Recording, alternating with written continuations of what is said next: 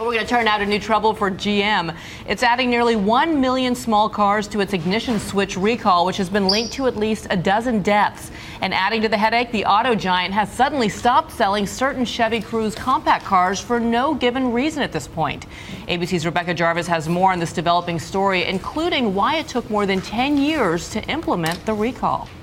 This morning, General Motors expanding its ignition switch recall to an additional 971,000 cars from newer model years, including 2008 to 2011, because the same faulty switches in older cars may have found their way into newer cars during repairs.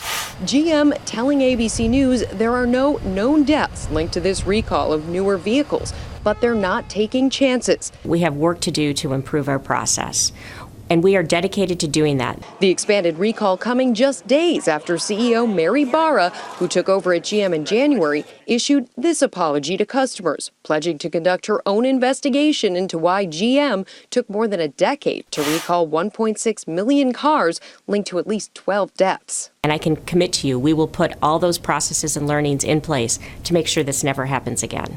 Separately, GM this morning also ordering its dealers to stop all sales of 2013 and 2014 Chevy Cruzes with 1.4 turbo engines, but declining to say why, only telling ABC News it's not an ignition issue. Now Congress and the federal government have launched investigations into GM's handling of the ignition recall, and class action lawsuits are mounting, as GM faces claims it misled some grieving family members about the potentially deadly flaw. They only told us that they found nothing. Even though they are routine, clearly this stop sale of Chevy Cruzes comes at a bad time for General Motors. Although some experts say it's a sign GM has learned to deal with its problems faster. Dan, Bianna? It's fair to say this new CEO's honeymoon period is over with the company. Absolutely.